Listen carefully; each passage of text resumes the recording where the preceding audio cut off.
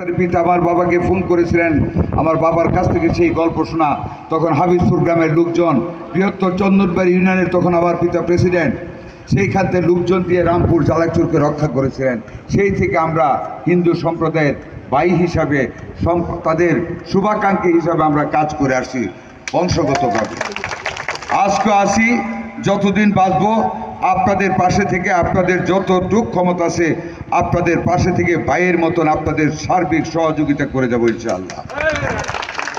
আমি শুধু আপনাদেরকে বলতে চাই, আপনাদেরকে এই দেশের যে নাগরিক, এই অধিকারটা আপনাদের বুঝতে হবে। ওয়াই উইক, মানে you think yourself very weak. Why, কি কারণে মারবে?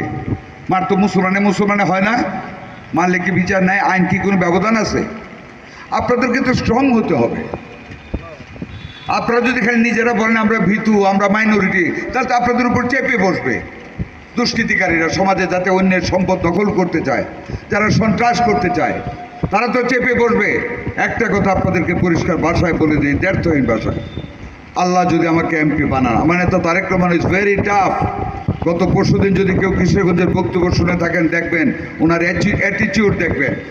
এইরকম রাগান্বিত তারেক রহমান আমরা জীবনে কোনোদিন দেখি নাই।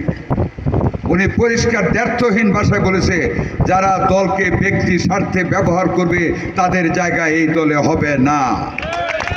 আমি আজকে আপনাদেরকে আশ্বস্ত করি, আমি সাখাওয়াত হোসেন বকুল যদি আপনাদের এমপি নির্বাচিত হই, কোন সন্ত্রাসী মনোহরদী বেলাবো থানায় বাস করতে পারবে না। যত বড় শক্তিশালী হোক, সন্ত্রাসীদের মূল উৎপাটন করে ছাড়বো ইনশাআল্লাহ। ওয়াদা করে গেলাম আপনাদের সাথে।